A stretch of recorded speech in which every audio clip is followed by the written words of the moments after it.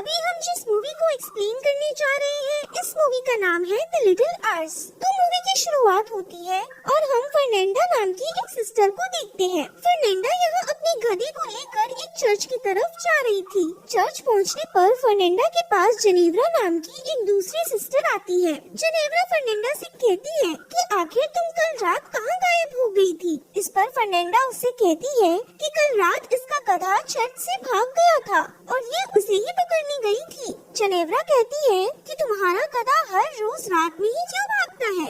ये दोनों यहाँ पर बात कर ही रहे थे कि तभी यहाँ चर्च का माली लुर्को आता है, जो इन दोनों को गुड मॉर्निंग कहता है। लेकिन ये दोनों लुर्को को माँ बहन की गालियाँ देती है। इसके बाद हम सिस्टर एलिस को देखते हैं, जो कि अपने कमरे में बैठी होती है। एलिस इस चर्च की लाइफ से ऊब गई थी, इसलिए ये यहाँ से बाहर जाकर अपनी लाइफ को अच्छे से जीना चाहती थी।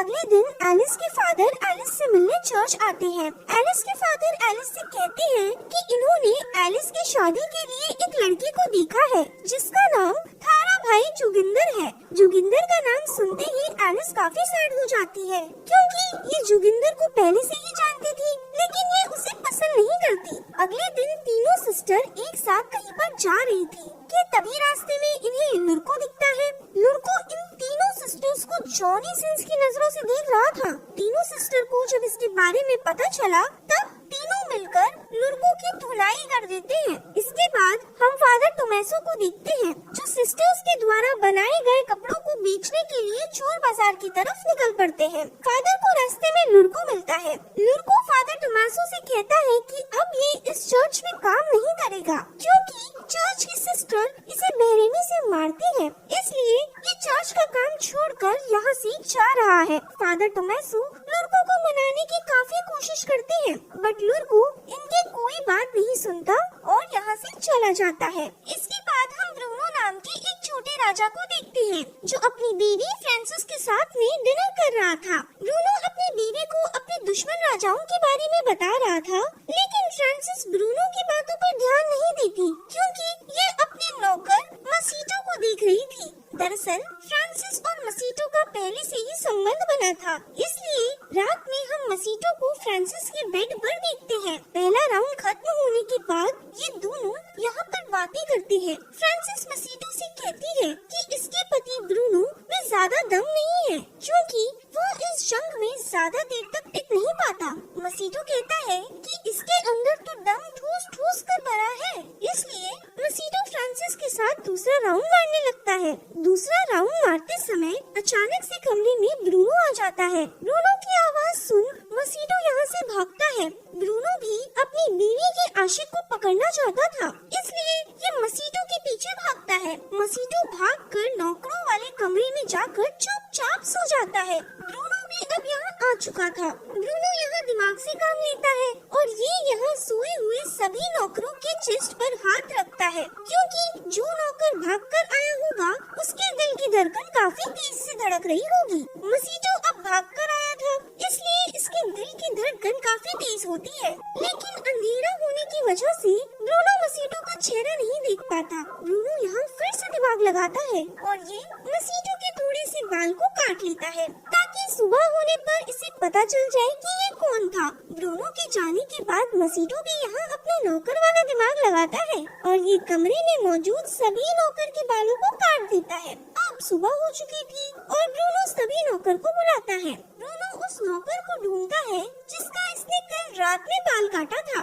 लेकिन ये देखता है कि इसका तो यहाँ पर चूतिया कट चुका है, क्योंकि यहाँ तो सभी नौकर के बाल कटे हुए थे। ब्रूनो यहाँ अपनी बीवी के आशिक को नहीं पकड़ पाता। कुछ समय बाद फ्रांसिस मसीटो के पास आती है। फ्रांसिस खुले आसमान में मसीटो को जबरदस्ती चूमने लगती है। इस नजरिए को दूर खड़ा ब्रूनो भी देख रहा था।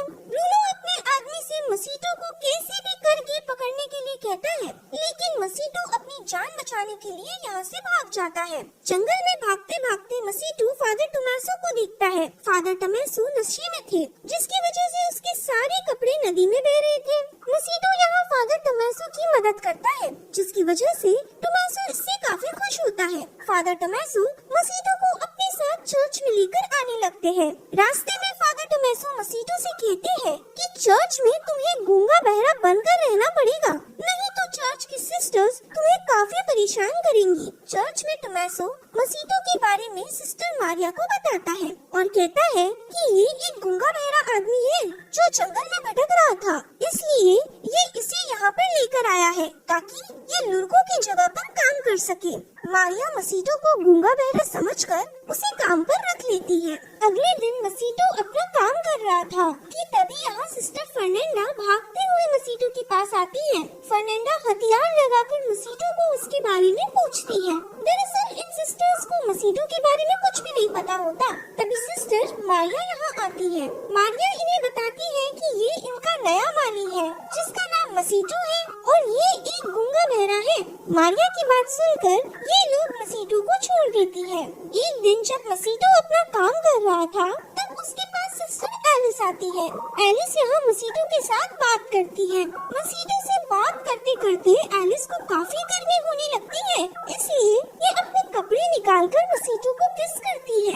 मसीटो भी इस मौके का पूरा फायदा उठाता है और ये एलिस को यहीं पर लपेट लेता है। काम खत्म होने के बाद एलिस जब जेनेवा और फर्नांडा के पास आती है तब ये दोनों एलिस से पूछते हैं कि इसके कपड़े इतने गंदे कैसे हुए। इस बात पर एलिस कहती है कि ये उस गूंगा बहरा मसीटो के साथ गड्ढा खोदने में उसकी मदद कर रही थी। ये सुनकर ये दोनों एलिस को कुछ भी नहीं कहती। एक दिन जेनेवा फर्नांडा को उसके एक फ्रेंड मार्था के साथ में देखती है। फर्नांडा और मार्था यहाँ अच्छे से तैयार होकर मसीटो के कमरे में आती है। मसीटो अपने कमरे में आराम से सो रहा था, लेकिन फर्नांडा और मार्था इसे ठीक से सोने नहीं देती। ये दोनों चाकू की नोक पर मसीटो के साथ जबरदस्ती करते हैं, जिसकी वजह से मसीटो को भी ये सब ठीक लगता है और ये यहाँ चुपचाप इनसे मजे ले रहा होता है। अगले दिन चर्च में बिशप आता है, इसलिए टोमेसो और मारिया बिशप को चर्च में घुमाने लेकर जाते हैं। उधर मौका पाकर मसीटो एलिस के कमरे में आता है। मसीटो यही कमरे में घुस के एलिस के साथ खपाखप करने लगता है। ये दोनों खपाखप कर ही रहे थे कि तभी कमरे में एक बूढ़ी नन आ जाती है। इस नन को देखते ही मसीटो की आवाज निकल जाती है, जिसकी वजह से एलिस को यहाँ पता चल जाता है कि मसीटो गूंगा बहरा नहीं है। एलिस जल्दी से अपने कपड़े पहन लेती है और ये इस बूढ़ी नन की मदद करने लगती है। मसीटो भी यहाँ बेड के नीचे छुप जाता है। मसीटो की किस्मत काफी अच्छी थी क्योंकि उस बूढ़ी नन ने इसे एलिस के साथ खपाखप करते हुए नहीं देखा था। मसीटो यहाँ से निकलने वाला था कि तभी कमरे में बिशप और मारिया आ जाती है, जिसकी वजह से मसीटो को फिर से बेड के नीचे छुपना पड़ता है। जब सब लोग कमरे से चले जाते हैं तब मसीटो भी यहाँ से निकलकर चला जाता है। इसके बाद हम जेनेवा को देखते हैं जो किसी नशीली चीज को पी लेती है। नशीली चीज पीने से जेनेवा का दिमाग उल्टा पुल्टा काम करने लगता है, जिसकी वजह से ये अपना हाथ काटकर उसमें से निकल रहे ब्लड को अपने फेस पर लगा लेती है। एलिस अब मसीटो के कमरे में आती है और पूछती है कि इसने इनसे झूठ क्यों कहा कि ये गूंगा बहरा है। ये दोनों यहाँ पर बात कर रहे थे कि तभी यहाँ पर जेनेवा आ जाती है। जेनेवा को यहाँ आता देख एलिस कोने में जाकर छिप जाती है। नशे की हालत में जेनेवा जब यहाँ पर आती है तब ये मसीटो पर हमला बोलकर ये इसे किस करने लगती है। जेनेवा को यहाँ फर्नांडा की आवाज सुनाई देती है, इसलिए इसका नशा भी जल्दी से उतर जाता है और ये भी एक कोने में आकर छुपने लगती है। जेनेवा यहाँ एलिस को देखती है। एलिस को यहाँ देखकर जेनेवा काफी हैरान भी होती है। अब फर्नांडा यहाँ चाकू की नोक पर मसीटो को किडनैप करके उसे जंगल में लेकर आती है। एलिस और जेनेवा भी फर्नांडा का पीछा करते हुए जंगल में आ गए थे। जंगल में आकर ये दोनों देखते हैं कि जंगल के बीचों बीच में कुछ जंगली चुड़ैल आग जलाकर किसी तरह का रिचुअल कर रही थी। यहाँ पर मसीटो बंधा हुआ था, जिसकी वजह से जेनेवा यहाँ समझ जाती है कि वो लोग मसीटो की यहाँ बलि चढ़ाने वाले हैं। फर्नांडा और मार्था मसीटो को मारने ही वाले थे कि तभी जेनेवा और एलिस यहाँ पर आ जाती है। एलिस फर्नांडा को मसीटो को मारने से रोकती है, लेकिन ये दोनों यहाँ पर लड़ रही थी कि तभी मसीटो इन्हें अपने बारे में बताता है। मसीटो कहता है कि ये गूंगा बहरा नहीं है। उधर जेनेवा भागकर चर्च में आती है और ये यहाँ चिल्ला कर चर्च में सभी लोगों को एक एक जगह पर इकट्ठा करती है।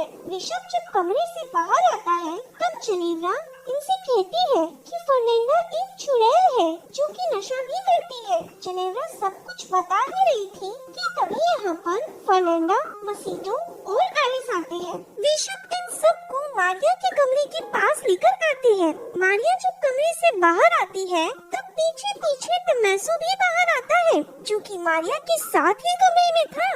मारिया और टोमेसो को एक साथ देखकर सबका दिमाग घूम जाता है। सुबह होने पर ऋषभ सबको सजा देता है। ऋषभ टोमेसो को एक मोंक बनाकर दूसरे चर्च में भेज देता है जहाँ केवल आदमी ही रहते हैं। मसीटो को भी वापस से उसके राजा ब्रूनो के पास भेज दिया जाता है जिसकी वजह से ब्रूनो मसीटो को कैद कर लेता है। इसके बाद हम उन तीनों सिस्टर्स को देखते हैं जो आपस में बात करके एक दूसरे को सॉरी बोल रही थी। इन तीनों को यहाँ मसीटो की काफी याद आ रही थी। उधर मसीटो जब कैद खाने में था तब ब्रूनो इसके पास आता है। ब्रूनो कहता है कि ये मसीटो को यहाँ तड़पा तड़पा कर मारेगा। ब्रूनो बताता है कि इसने अपनी बीवी फ्रांसिस को जानवरों के साथ में बांध कर रखा है, इसलिए ये जब चाहे तब उसे मार सकता है। रात में एक कछुआ कैद खाने में आता है। इस कछुए के ऊपर मोमबत्ती लगी थी,